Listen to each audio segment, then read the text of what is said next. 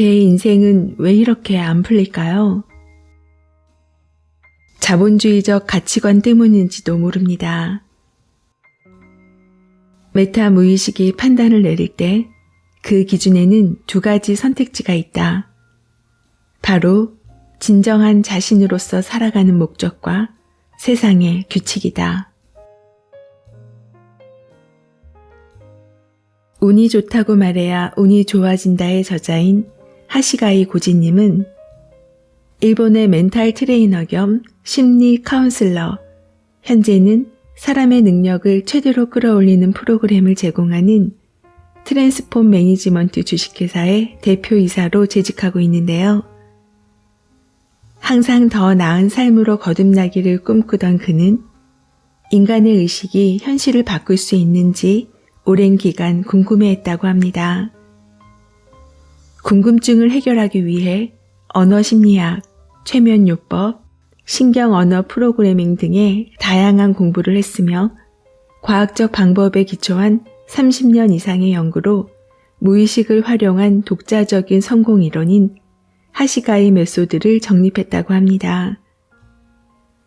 이 책은 인생이 마음대로 되지 않아 좌절을 반복하고 있는 사람에게 사실 현실은 무의식이라는 필터로 걸러낸 모양에 지나지 않으며 어떻게 해야 더 나은 삶을 살 수 있는지 알려주기 위해 썼다고 합니다.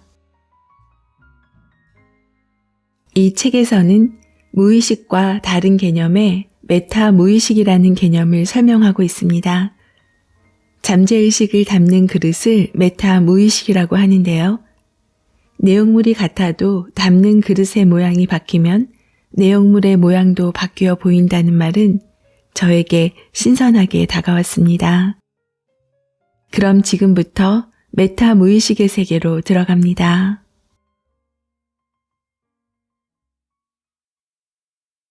운을 좌우하는 의식의 세 단계. 심리학적으로 인간에게는 현재의식, 잠재의식, 무의식과 같이 세 가지 의식이 있다고 알려져 있다. 현재의식은 가장 표면적인 의식이다. 인간이 이성적으로 생각할 때 사용하는 의식으로 회의나 사고, 계산 등의 일상생활을 할 때 활성화된다. 또한 누구나 쉽게 자각할 수 있는 영역에 존재한다. 잠재의식은 그 안쪽 깊숙한 곳에 있는 의식으로 인간이 자각할 수 없다. 자고 있을 때, 한 가지에 몰두할 상황일 때, 멍하게 있을 때 활성화되는 의식으로 현재 의식에는 크게 영향을 미친다. 그렇다면 잠재의식에 영향을 미치는 것은 무엇일까?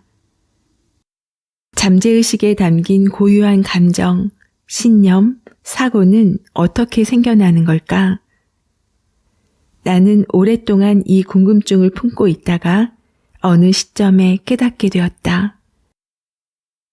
잠재의식보다 더 깊숙한 층에 있는 의식, 곧 무의식이 잠재의식에 영향을 미치는 것이다. 나도 모르게의 비밀. 무의식에 있는 인간이 외부로부터의 자극이나 정보를 오감, 즉 시각, 청각, 촉각, 후각, 미각을 통해 받아들인 정보인 오감 정보가 들어있다. 이러한 외부 정보는 정리되지 않은 날것의 상태로 보존되어 있으며 자기도 모르게 하는 행동에 영향을 미친다. 무의식과 잠재의식은 혼동되기 쉽지만 동일한 개념이 아니다. 나는 무의식의 판단 기준에 메타 무의식이라는 이름을 붙였다. 무의식의 초월한이라는 의미의 접두사 메타를 더한 것으로 잠재의식과는 다른 개념이다. 메타 무의식이란 잠재의식을 담는 그릇과 같다. 내용물이 같아도 담는 그릇의 모양이 바뀌면 내용물의 모양도 바뀌어 보이기 마련이다. 콜라를 일반적인 컵에 담으면 평범한 컵 모양으로 보이지만 캐릭터 모양의 유리잔에 담으면 캐릭터 모양으로 보이는 것과 같다. 이 그릇, 즉 메타 무의식은 다양한 현실을 만들어내는 생각, 운 등의 전제가 되는 모양이자 기구다. 진정한 자신을 모르면 운이 따르지 않는다. 최근 나는 질병을 치유하는 언어를 연구하고 있는데 매일 다양한 사람이 연구에 참여하러 찾아온다. 그 중에는 한창 일할 나이의 사람들도 적지 않다. 그들은 연구에 참여하러 와서는 이렇게 말한다. 제 인생은 왜 이렇게 안 풀릴까요? 그러면 나는 이렇게 대답한다. 자본주의적 가치관 때문인지도 모릅니다. 메타 무의식이 판단을 내릴 때 그 기준에는 두 가지 선택지가 있다. 바로 진정한 자신으로서 살아가는 목적과 세상의 규칙이다. 자본주의 사회에는 대량 생산 및 대량 소비가 전제로 깔려 있다. 어떻게 효율적으로 일해서 돈을 버느냐가 가장 중요하고 그 바탕에는 톱니바퀴가 되어 일할 사람이 필요하다. 높은 효율로 일하는 톱니바퀴가 되지 못하면 사회에서 탈선하고 직장을 잃는 것은 물론 정상적인 생활을 영위하기가 어려워진다. 그 때문에 자신의 가치관을 포기하고 사회의 가치관에 따라 톱니바퀴가 되어 살아가는 쪽을 선택할 수밖에 없다. 이렇게 지금까지의 사회에서 사람들은 세상의 규칙으로 판단하는 인생관으로 견뎌왔다. 자본주의의 규칙 아래서는 자신의 가치관을 포기하고 거짓된 자신으로 살아갈 수밖에 없다. 그러다 보니 근 30년에서 40년간 자신이 하고 싶은 것이 무엇인지 모르겠다고 말하는 사람이 늘어났다. 그러나 이제 시대가 바뀌었다.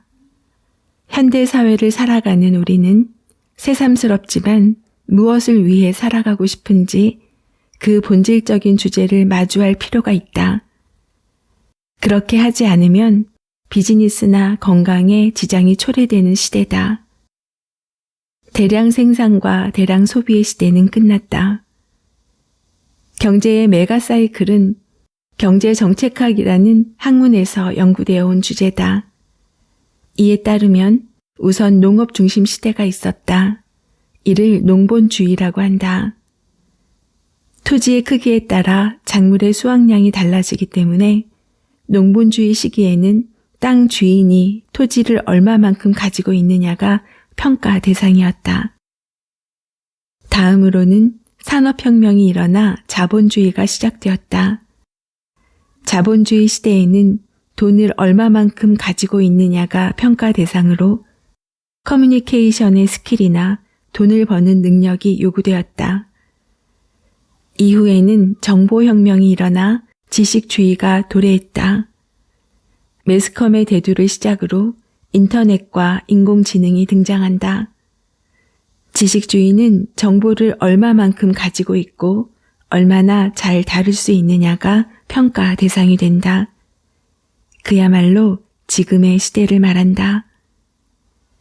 이후에는 감성주의 시대가 온다. 감성주의의 평가 대상은 돈이나 지식 등이 아니다. 어떠한 의지를 가지고 있는가? 당신은 무엇을 하고 싶은 사람인가 등의 기준으로 사람을 평가한다. 그 시대가 끝나면 의식혁명이 일어나고 문화주의가 온다고 한다. 문화주의 다음은 아직 예측되지 않았기에 지구 멸망설 등 다양한 설이 난무한다. 나 또한 어떤 세계가 펼쳐질지 짐작이 가지 않는다. 감성주의는 2030년쯤 도래할 것으로 여겨지고 있지만 나는 이미 시작되었다고 생각한다. 물론 근거도 있다. 일본의 비즈니스 장르 중에는 효도 소비라는 분야가 있는데 부모님께 효도할 때 무엇을 소비하는지에 대한 데이터를 취합한 것이다. 2010년대 이전에는 꽃을 선물한다, 여행을 보내드린다와 같이 물질적인 선물로 효도하는 경우가 많았지만 최근 키워드는 유대감이라고 한다. 함께 식사를 한다, 같이 여행을 간다 등 가족 간의 유대감을 느낄 수 있는 소비가 단숨에 늘어났다. 물질 소비에서 감성 소비로 이동하는 흐름이 확실해졌기에 나는 이미 감성주의가 시작되었다고 생각한다. 경영자들이 입을 모아 세상의 규칙이 바뀌었다라고 이야기하는 시대다. 감성주의가 시작됨에 따라 누구나 자신이 하고 싶은 것을 소리내어 말하기 시작했다. 개인의 기호가 너무 다양해졌고 대량 생산 및 대량 소비는 더 이상 통용되지 않는다. 이미 시작된 감성주의. 감성주의는 전 세계적인 흐름이라고 볼 수 있다. 2016년 도널드 트럼프는 제45대 미국 대통령이 되었다. 선거 도중에는 누구도 예측하지 못했지만 현실은 트럼프의 승리였다. 나는 그 사태를 지켜보며 세계를 대표하는 나라인 미국에서 저소득층 사람들이 목소리를 내기 시작한 결과라고 생각했다. 클린턴 후보가 당선된다 한들 아무것도 바뀌지 않을 테고 앞날이 뻔하다. 트럼프 후보는 극약 같아서 무엇을 할지 종잡을 수 없지만 죽이 되든 밥이 되든 미국을 한번 흔들어주면 좋겠다. 미국의 흐름을 바꾸고 싶다. 사회의 저변에 이와 같은 소리가 있었다고 본다. 감성주의는 소득이나 지위에 관계없이 모두가 자신이 하고 싶은 것을 말하는 시대다. 이와 같이 감성주의 특유의 현상을 당시 선거에서도 쉽게 발견할 수 있었다. 농본주의에서 지식주의 시대까지는 자신이 아닌 타자 기준으로 살아가는 거짓된 자신이 더 성공하기 쉬웠다. 왜냐하면 본래의 자신을 눌러 죽이고 사회의 규칙에 부합하기만 하면 되었기 때문이다. 그러나 감성주의 시대에는 그렇게 해서는 성공하기 힘들다. 늘 개인이 어떻게 살고 싶은지, 삶의 목적은 무엇인지에 대한 질문을 받기 때문이다. 여기서 메타 무의식의 중요성이 부상된다. 메타 무의식에는 자신이 어떤 모양인지 보여주는 그릇과 같은 역할과 외부 세계를 어떻게 받아들이며 어떤 식으로 행동할지를 결정하는 역할이다. 메타 무의식이 타자 기준이라면 본래 자신이 어떠했는지 확실하지 않지만 자기 기준이라면 자신이 어떻게 살아가고 싶은지 명확해진다. 과거에 초점이 맞춰지면 옳은 것만을 추구하게 되지만 미래에 초점을 맞추면 자신이 하고 싶은 것을 실현해낼 수 있다. 편한 체험만을 추구하면 목표를 달성하기 어렵지만 목적에 의식을 맞추면 목표를 쉽게 이룰 수 있다. 이러한 메타 무의식의 패턴을 알고 자신의 사고나 행동을 자각하여 조정해 나간다면 하고 싶은 일이 명확해지고 목적도 원활하게 실현할 수 있다. 이러한 삶의 방식이야말로 감성주의적인 삶의 방식이라고 할 수 있다. 내가 무엇을 원하는지 모르겠다고 생각하며 나를 찾는 시간을 갖고 있는 요즘, 과거 내 자신의 가치관도 모르고 세상의 규칙대로 살아왔던 삶이 바로 자본주의에서 일했기 때문이라는 점. 그래서 같은 시대를 살고 있는 우리도 나이대에 따라 추구하는 삶도 다르게 느껴지는 거겠지요. 농업 중심 시대에서 자본주의 시대를 거쳐 앞으로는 감성주의 시대라고 합니다. 감성주의 시대에서는 내가 어떤 의지로 무엇을 하고 싶은지가 사람을 평가하는 기준이 된다는 점. 앞으로 세상의 규칙이 바뀐다면 나를 바꾸는 것이 아닌 나의 가치를 담는 그릇만 바꾸면 된다고 생각하니 조금 마음이 편해지기도 합니다. 내가 진정으로 살아가는 목적과 내가 추구하는 가치가 뚜렷하다면 내용물은 동일한데 보여지는 그릇만 조금씩 바꿔주면 되니까요. 오늘 다시 기억하고 싶은 문장은 메타 무의식이란 잠재의식을 담는 그릇과 같다. 내용물이 같아도 담는 그릇의 모양이 바뀌면 내용물의 모양도 바뀌어 보이기 마련이다. 과거에 초점이 맞춰지면 옳은 것만을 추구하게 되지만 미래에 초점을 맞추면 자신이 하고 싶은 것을 실현해낼 수 있다. 작가와의 만남, 다양한 이야기를 전하는 미소영입니다. 오늘도 행복하세요.